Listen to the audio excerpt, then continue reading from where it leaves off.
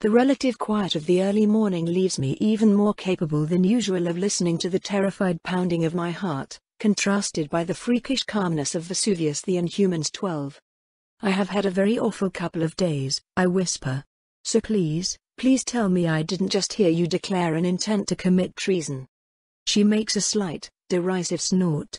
Holy shit, she can even scoff at me subvocally. That's some e-game noble smugness, I'll give her that. Damn it, why is this shit all happening to me? A day with my family was nice and all, but I'm still just fucking exhausted.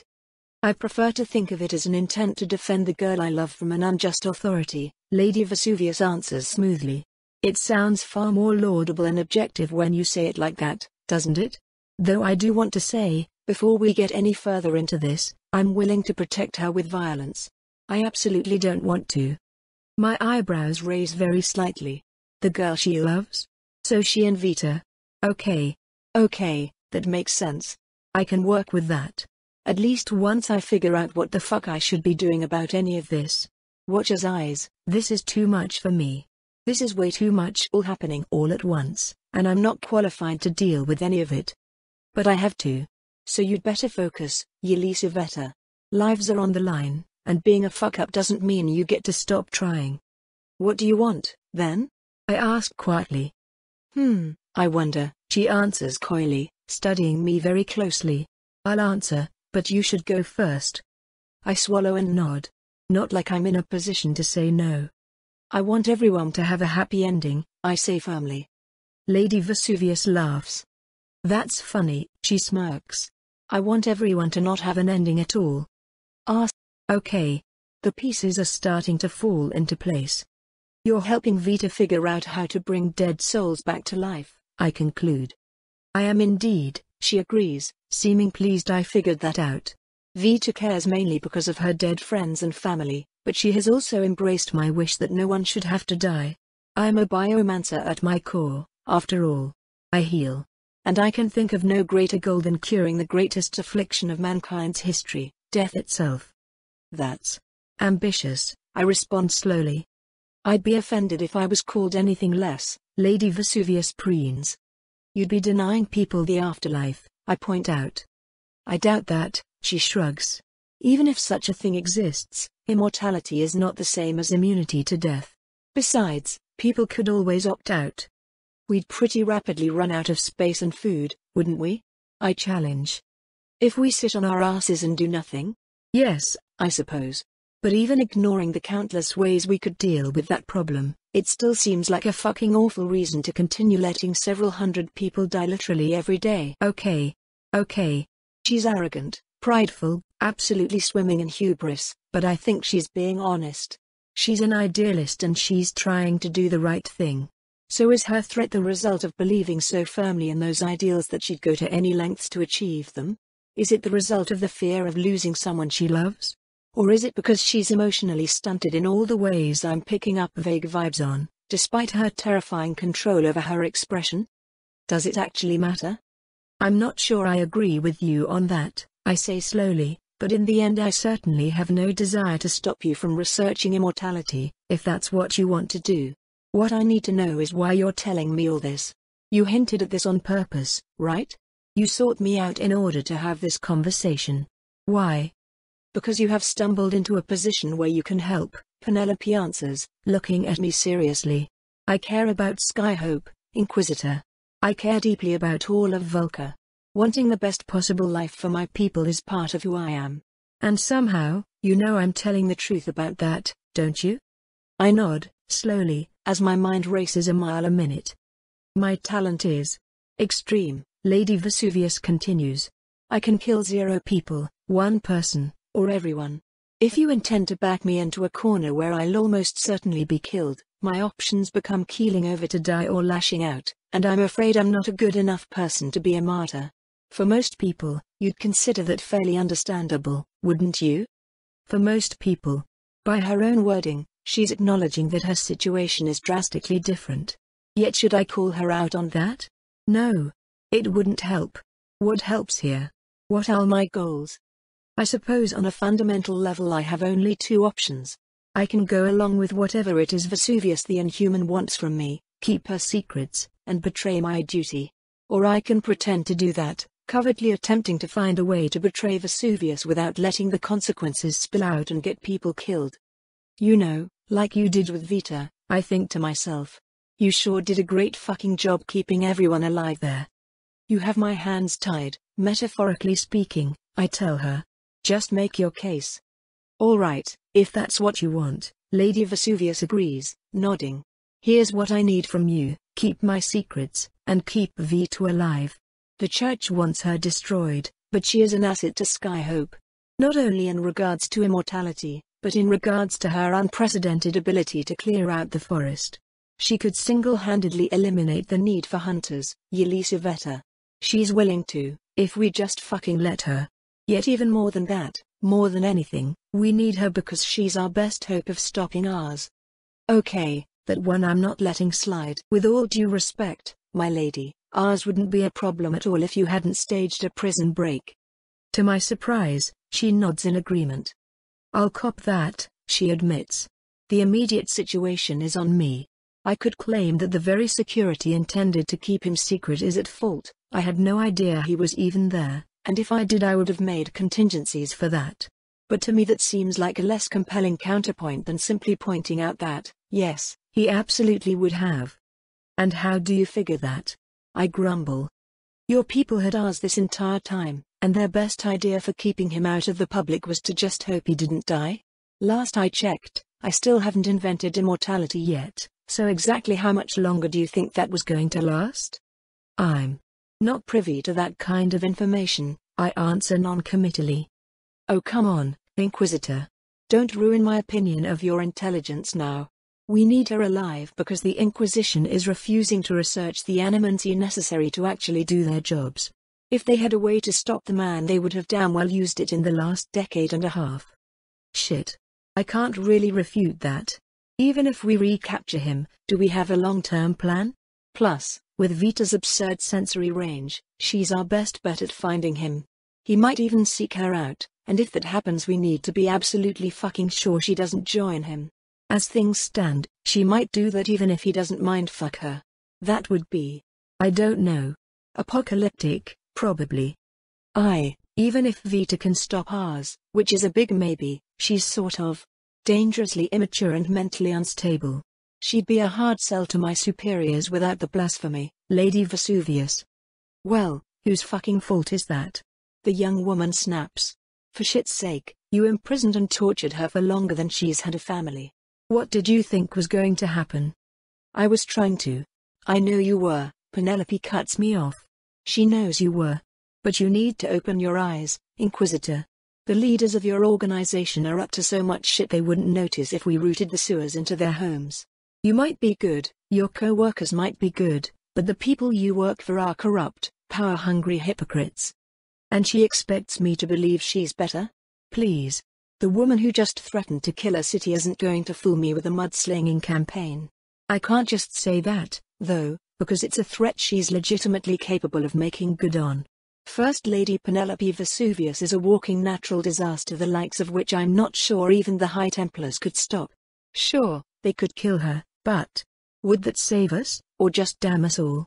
She has me and she knows it. What I can't figure out, though, is why I'm even alive. Yeah, she has me, but why does she need me? Why not just have me assassinated or captured or something? I guess that would be pretty conspicuous, but I doubt she has no way to anonymously murder someone. She can't have qualms about that. Is it just because Vita wanted me alive? That sounds fucking ridiculous. I'm not that important. Inquisitor, Penelope says slowly, do you think the world would be better off with Vita and I dead? The question takes me by surprise, and I frown. What kind of question is that? You can't be judged before you even live your life, I answer. Not even the Watcher can see the future. That's a deflection, she points out. No, it's my honest opinion, I disagree.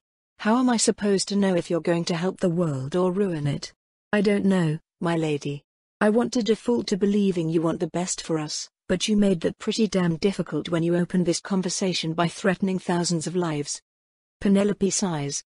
Ah, my flair for the dramatic is finally coming back to bite me, she muses. Apologies. I just feel the need to go all in when betting the life of my love. But I, like you, believe everything works best when we can all compromise and get along. All I'm asking you for is assistance in preventing the worst from coming to pass. I know, I say. And I'd have loved to help if you weren't coercing me and forcing me to lie like a traitor in order to do that. The entire situation might be out of my hands anyway, Lady Vesuvius. I have no idea when or why they might put me back into decontamination, and then I gesture helplessly. Inquisitors are not good secret keepers, I finish. I will find a way to solve that problem, Lady Vesuvius promises. If you think it's going to happen, you come to me first. Fine, I agree, not really seeing any other option. We'll take care of Melissa, she says suddenly. Startled, I turn towards her. I mean that, she continues. That's not a threat, it's unconditional. Vito and I will ensure she heals and lives a good life. I glower slightly. Unless the two of them aren't around to help, is that it? No, no. Uck. I'm exhausted and just being a bitch at this point. That's an olive branch, Yelisaveta. Take it. Thank you, I say. She deserves more than what she got. Lady Vesuvius grins wide, baring her teeth. She does, doesn't she? The woman agrees, holding out her hand. May this be the lowest point of our partnership, Yelisaveta. I know I can be a bit extreme, but I assure you we want the same things. I stare at the hand like it killed my mother. I hate handshakes. People have no idea how gross handshakes are, and I'm in civvies so I don't even get a layer of armored chitin between me and the other person. I don't even have gloves. Still, my social instincts win out and I reach forward to grab her hand, give it a firm shake, and immediately panic as something pierces my magic resistance. I try to jerk my hand away and fail, my body momentarily frozen.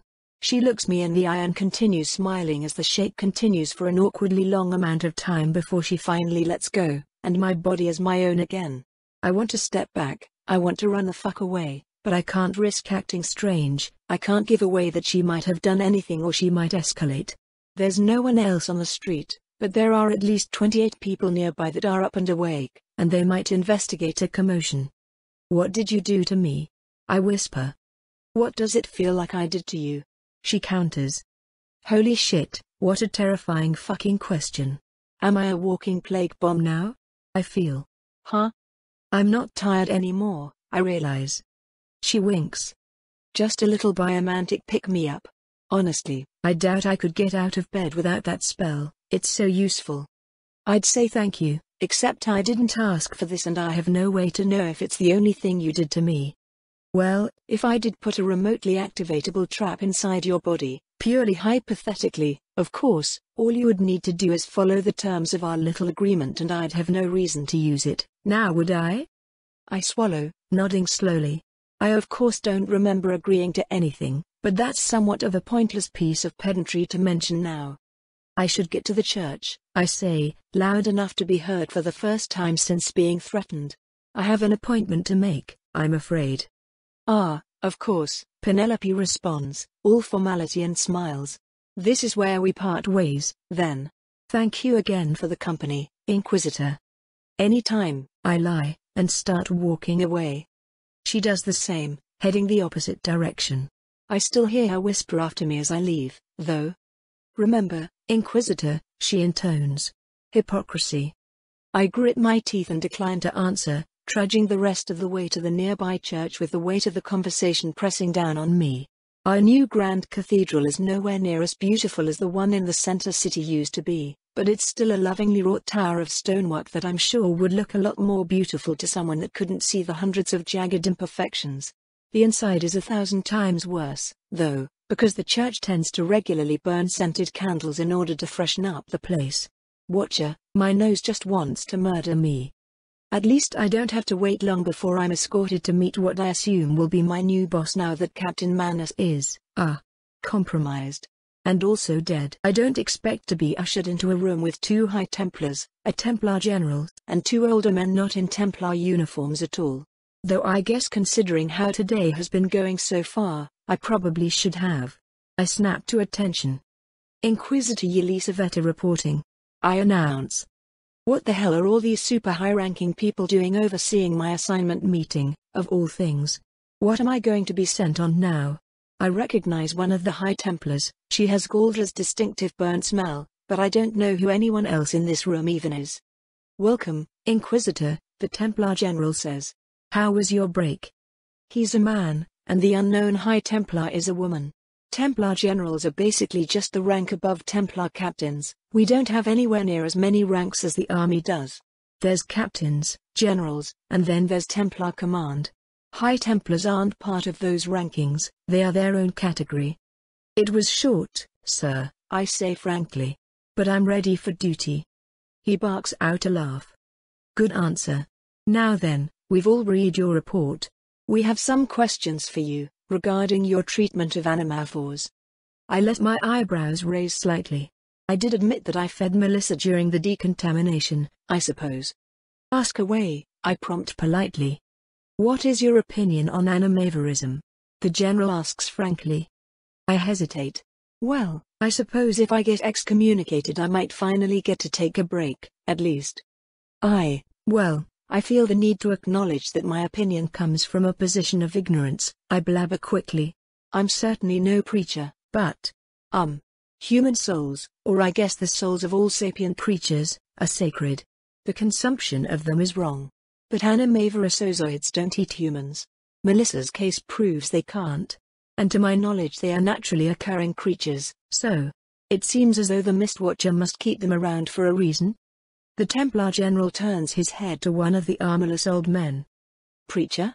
He prompts. It is a good answer, the preacher nods solemnly. What's your opinion on Vrithitso, Inquisitor? The general asks, turning back to me. I blink.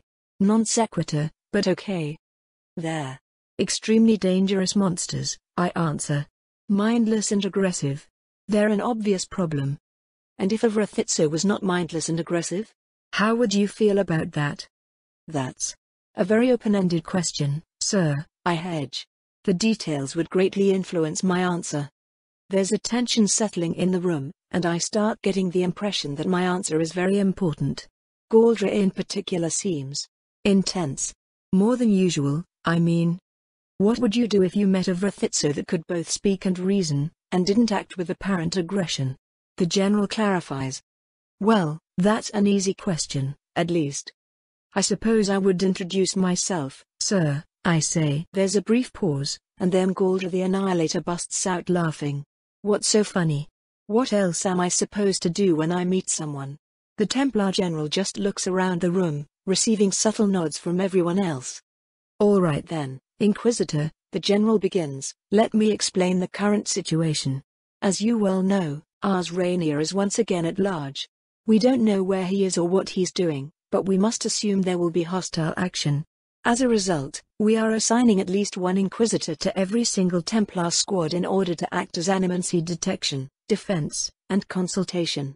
The Inquisition is being split up, expanded, and largely declassified, with the exception of how to actually cast animancy. That will be your first major duty to your new squad. I nod. That makes perfect sense. I think something similar was done during the Ars crisis itself, at least after the Inquisition got purged of his influence. Ars and his thralls catching Templars alone is what allowed them to convert so many, kind of like what Lady Vesuvius did to me, actually. Except, you know, with animancy. Your second major duty to your squad, the general says, putting an Inquisitor captain's helmet on the table in front of him, will be to lead it. Watch a fucking damn it. No. No. I don't want to be and absolutely shouldn't be in charge of anyone. Why are they doing this? Why? It's an honor, sir, I say out loud. You will be captaining the yet-to-be-created Squad 56, the general orders. Which, lucky for you, means that your short break gets to last a little bit longer.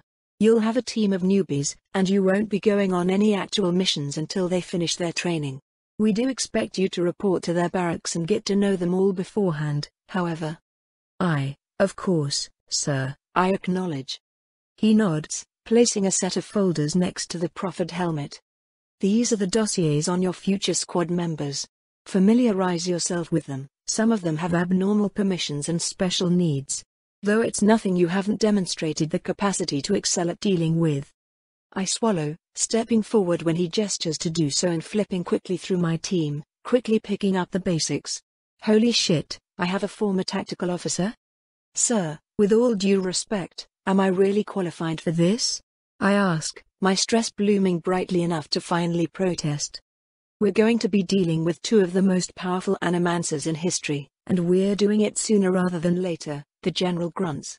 As the only one to meet them both and return alive, I can't think of anyone more qualified. None of that is thanks to my own power, I argue. I was just as helpless against ours as anyone else. With all due respect, sir, you're expecting me to lead a team I'm going to be the weakest member of. He drums his armored fingers on the desk, considering me.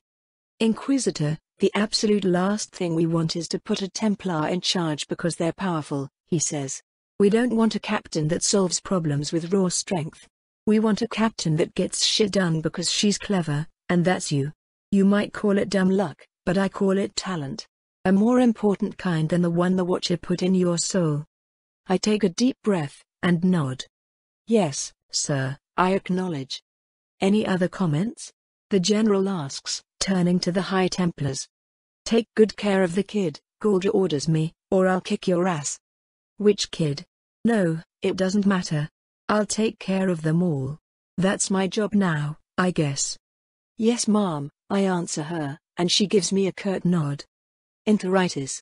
The general prompts the other High Templar. We like her, she hisses. She will do.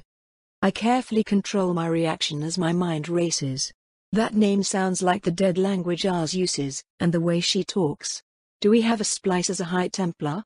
I regret not having soul sight on, but it just seems gauche to cast animancy in a church.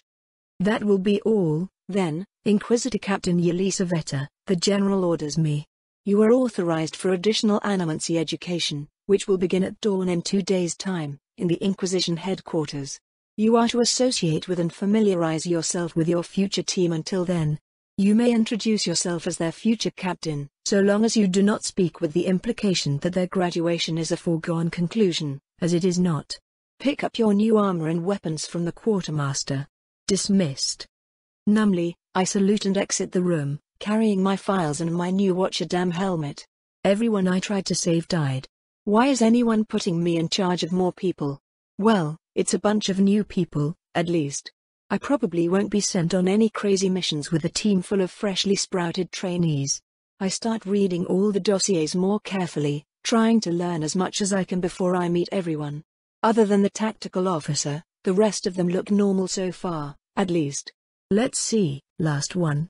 Trainee Lark. That's a pretty name. Halfway through reading the first page, I stop walking. When I'm done, I read it again. No way. No damn way. This has to be a mistake, right? Yet there it is, listed right at the top. Age, 2 years. Species, Vrithitso. Confessed to multiple crimes including murder, torture, and consumption of human flesh. Confirmed animavore. Is allotted 4 living mice per day, to be delivered to the barracks and swallowed whole. They feed her. They confirmed that Vrithitso eats souls and they feed her. They've been feeding her since before the prison break. Why? Why this killer and not the innocent Melissa? No matter how I think about it, I can't seem to stop Lady Vesuvius' words from echoing insidiously in the back of my mind. Hypocrisy. A titanic crash quakes the forest, a burst of pressure shaking leaves from the trees even hundreds of yards away. I feel the fight in front of me, 2 beasts of unfathomable proportions duel to the death, one for territory and the other to quench an unspeakable hunger. It's the kind of power that makes hunters tremble, the sort of creatures for which there are no campfire stories because mere humans simply do not meet them and return alive. A grin parts my lips as I sense the moment they feel me, and I'm the one they fear. Even after spending a few hours cuddling Penelope, and holy shit I've missed having someone to hold, I was still antsy after returning to camp. Altrix healed up my face pretty much immediately, which is crazy impressive. Not even Penelope can do that, but I fucked off pretty soon after that. She felt guilty about something, and wanted to have a big talk, and I couldn't. Still can't. Not yet. Things are too fucked. I've journeyed deep into the forest, aimlessly at first but with increasing boldness. I've never been this deep. No one goes this deep.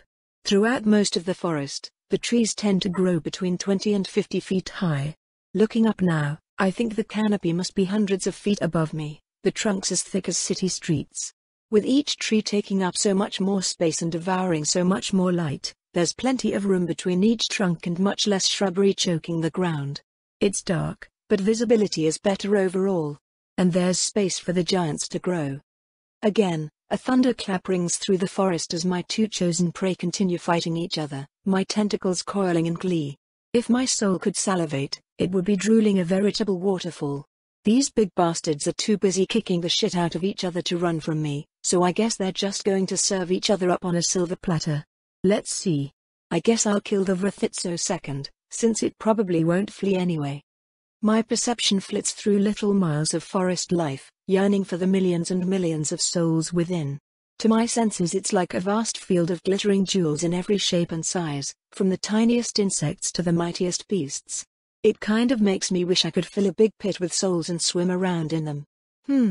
Actually, I guess that's kind of what my own body is.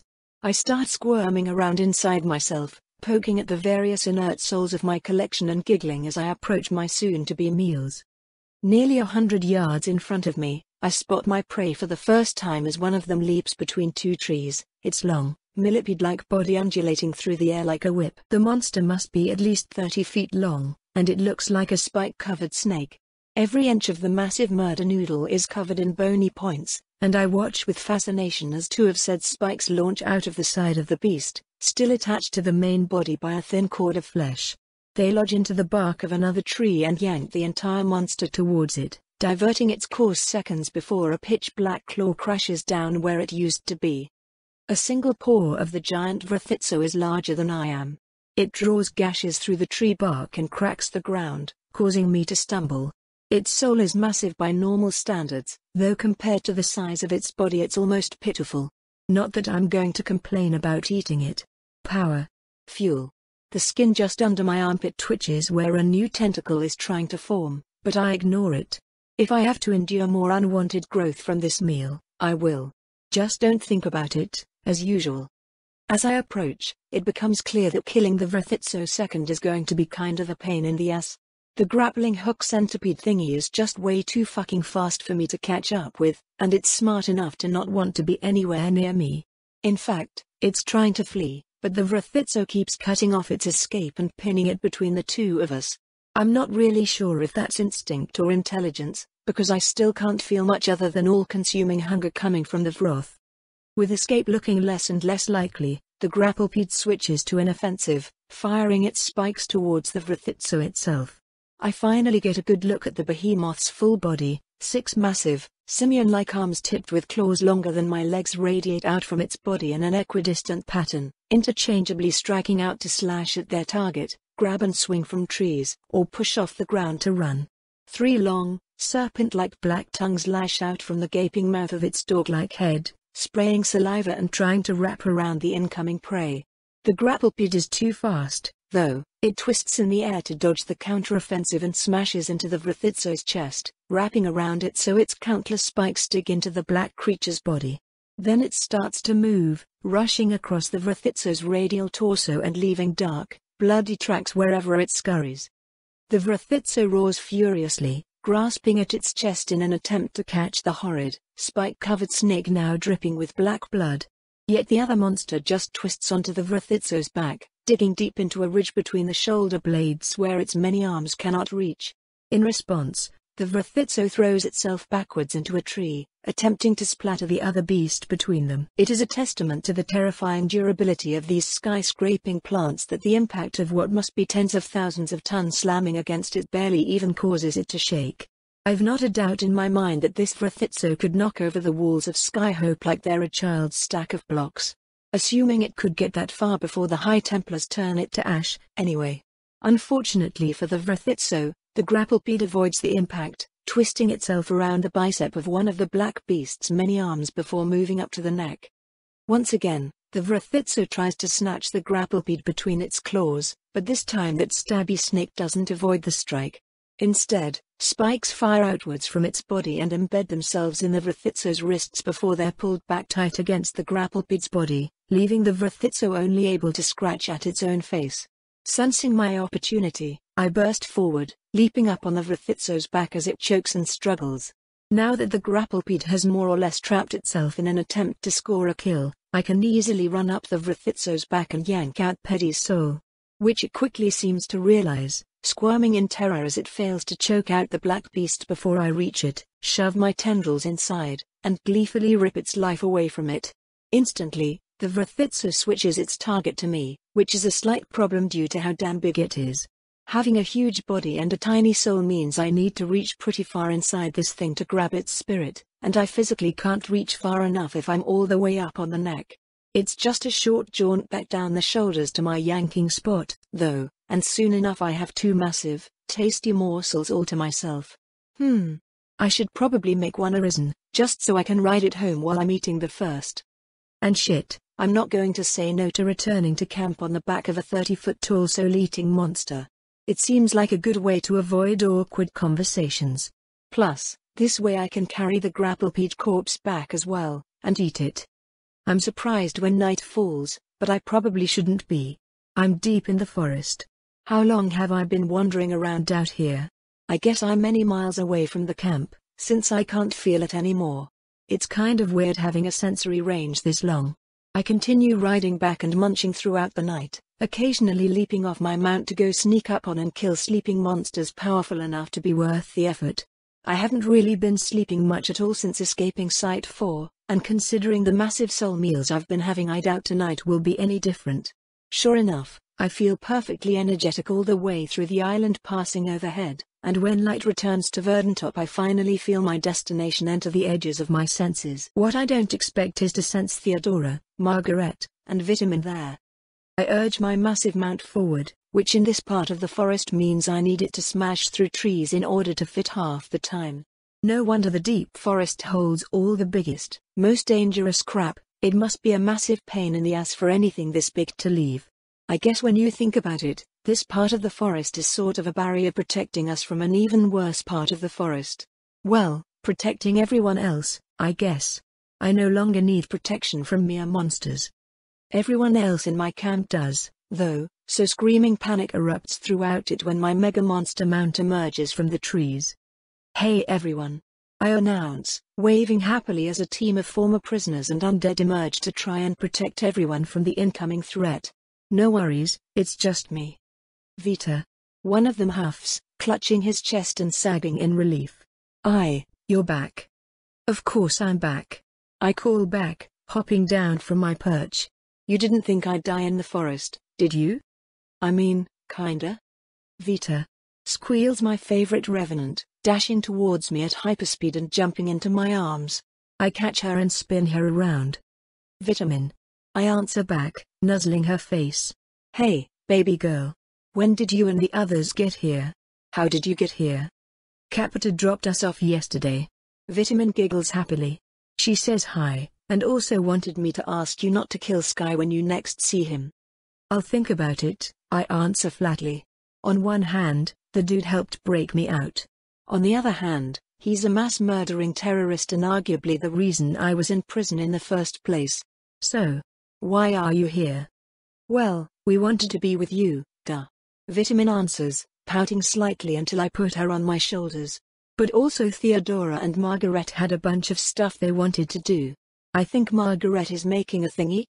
Ooh, a thingy, I grin, nodding along. Sounds cool. Should we go see her? She'd love that. Vitamin agrees. I order my new mount to start following us around the outside of the camp, ripping trees out of the ground for our building teams to use as Vitamin and I head towards where Margaret is doing something. It looks like she cleared out a wide area, put down a big slab of stone. Where did she get that? And is now carving runes on it. Mama. Vitamin pulls out. Hey. The pitch-black half-humanoid half-scorpion skeleton monster that I think Vitamin convinced me to adopt at some point turns its empty skull towards us and continues grinning, though now I feel the intent to in her soul. She dashes towards us like the beautiful nightmare she is, scooping me up and wrapping her ribcage around my head, which I suppose technically counts as a hug, so I hug her back. Vita. Vita. You're back. Welcome. Halumph, Mrut, I greet her, my face smushed against her bones. HWDNG? I'm doing great. She answers happily. Really great. I'm making us a teleportation circle. I'm surprised, and I successfully remember to shape my face to reflect that. I'm back in civilization now, at least kind of. You know how to make teleportation circles? I ask, extracting my head from the bone hug. Isn't that crazy difficult? Oh yeah, definitely. Margaret preens. But I used to do regular maintenance on the Litia grain gate. Theodora did that, I mean. Sorry, I'm trying to remember to not claim those actions, but Anyway, I remember it like I did it. We don't have the metal for a proper spatial gate, but we do have the magical chutzpah to charge runes manually and flash teleport things. I just need to get a few kinks worked out, which... Oh, actually. She presses a bony finger on the side of her skull, channeling mana through a rune engraving there. Hey, Nugas? She says out loud, even though Nugas isn't anywhere nearby. Yeah, let's try another test. Use one of Theodora's rats, I have a good feeling about this one. Margaret skitters over to the slab, motioning us to follow. Incredibly intricate metamancy glyphs dance across the stone, the sight of them making my head spin. I can almost feel the pull of understanding from the ocean of mana inside me, seeing a hint of the brilliantly impossible structure the glyphs are trying to represent with a mere 2 dimensions, but when I try to focus on the feeling it vanishes like ice in a hot bath. Okay, activating. Margaret says. 3, 2, 1. There's a loud cracking sound, and suddenly a bloody, ooze-covered but otherwise normal rat appears in the middle of the slab.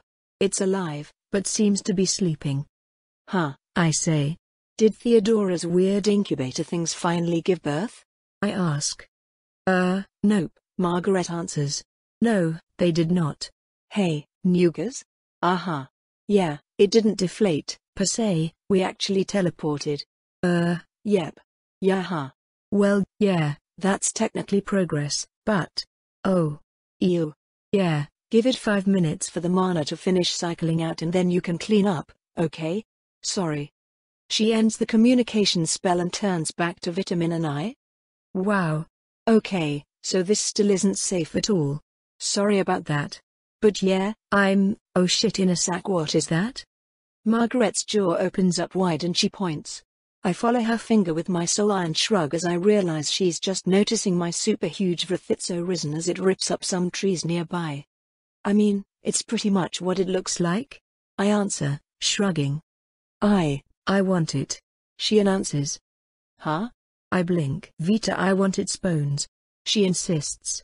Please. Please, please, please? Please give me its bones. Vrithitso bones are the best, I could make so many cool bodies with it. Backups, extras. Oh. I could make a body for Nora. Please, Vita? A body for Nora? I wrap my tendrils around her, hugging her close. I guess she deserves one to call her own. It'll be weird not protecting her myself, though. Sure, I allow. I can eat its soul if you want to use its corpse for parts. Where do you want me to kill it again? She squeals with delight, scooping me up for another prehensile ribcage hug. We guide the massive Vrithitso to another clearing at Margaret's request and I pop out its soul, happily munching down on the raw power as Jeremiah starts to meander over as well. Welcome back, Vita, he greets me politely. And hello again, Margaret. Onto a new project already? Jerry. Margaret cheers. I'm so glad you're here. Help me peel all this flesh away, would you? We're going to make so much cool shit out of this. He chuckles, glancing worriedly at the 30-foot-tall corpse. Well, I suppose I did ask to compare notes with you, as it were, and a gentleman never hesitates to get his hands dirty for a lady. Exactly. Margaret agrees, already starting to burrow into the corpse's chest cavity. So get to work. Oh man, I have so many great ideas. So, you remember how I was talking about anima branch flexibility and distance issues? Well, they became fast friends, Vitamin explains solemnly. I can see that, I confirm, deciding to wander off and leave them to it. That's nice, huh? It's very nice. Vitamin agrees. I think Margaret is really happy to have a new friend. Especially a human friend. It's just kind of been us, Nugas, and Penelope for years now. Do Nugas and Penelope not count as human friends? I ask. Vitamin Hedges. I mean, they're not really human anymore. Plus they're more like family than friends. When you marry Penelope, Nugas is gonna be my sister for realsies. I blink. Wow, I'm not touching any part of that mess. Speaking of, how about we go see Theodora? I ask, desperately changing the subject. Heck yeah. Vitamin cheers. We set off, though along the way I spot a kill from above, of all people, assisting the shelter building team. He seemed completely uninterested in doing much of anything to help anyone, so it's a big surprise. I start walking his way, waving at him. Yo, to kill. I call out. I see you finally decided to help out. The bug man quickly finishes what he's doing, then turns to face me, standing ramrod straight with 2 hands clasped behind his back and 2 hands clasped in front. Greetings, Vita, he answers in a clipped, militaristic tone. Your observations are accurate. I have determined that the goals of the community align with my primary objective. Therefore, I am compelled to assist. Well hey, that's good to hear. I answer, smiling at him. Your joy is noted. For clarification, is it accurate that you intend to come into conflict with the pseudo-governmental entity responsible for our incarceration, known commonly as the Church of the Mistwatcher, or simply the Church? I grimace. I wouldn't say I intend to, but I think it's absolutely going to happen regardless of my intentions. Then my skills will continue to be at your disposal, he nods. I look forward to helping you damage and destabilize your island's primary defenses. I blink at him. He does not blink back. Cruel, I answer. Well, see you around, I guess. I turn and depart, Vitamin playing with my hair as she continues to ride my shoulders. He's funny, she says. He's something, I agree. At least he's helping people make better houses. Note to self, though, don't eat any more High Templars. We'll still need them for Hyvarok, so I'll have to make them revenants instead. Theodora, to my surprise, is actually hanging out with Melissa.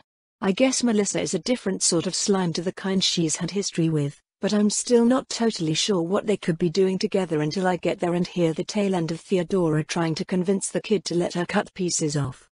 It's perfectly safe, Theodora sighs. We will need a sample large enough that some of your free-floating anima splits along with it to form a new oozoid, but it won't be anywhere near enough to cause you memory problems again. Your soul is almost entirely healed. I know, Melissa burbles back, her liquid hands quite expertly pretending to ring together nervously. But I'm not supposed to split, Ms. Theodora. I'm scared. It's okay to be scared, Theodora murmurs soothingly. But think of all the people you might be able to save. Will it really be saving them? Melissa asks. They'll be like me. Oh, Melissa, of course it will, Theodora insists. There's nothing wrong with you, Melissa. You're beautiful. We'll feed everyone properly, just like we're doing with you. No one is going to suffer through what you had to. We're not the Templars. Fuck yeah, we're not. Vitamin cheers, causing Theodora to look our way and absolutely light up with joy. Vita, she exclaims. It's so wonderful to see you. You have perfect timing, actually. Could you help me with Melissa, here? I nod. The potential for giving the souls stuck inside me their own bodies and consciousness back by using oozoids is just incredibly exciting. If Melissa refuses to bud off more animavorous oozoids for experimentation, I guess we could try to capture a wild one. But I'd rather get these things out of me ASAP. As nice as they all are, if I'm going to be fighting High Templars I want them as far away from me as possible. If people don't like being oozoids, I can always just take their souls back out, I reassure Melissa. And either way, Penelope and I are working on getting you and everyone else living, human bodies. It would help us a ton if we can figure this out first, though. It's really, really important. Can you be brave for us? The young-hearted slime shrinks down a bit, but she nods confirmation. Oh, this is so exciting. Vitamin cheers. Am I gonna get to see Pento again soon? Will I finally meet Big Sis Angeline? That's the plan, I agree. It's gonna be a big, happy roo. Vita. A familiar voice snaps. I sigh, turning to look at Altrix stomping towards us. Damn it Vita, you've been avoiding me since you got back. She yells at me.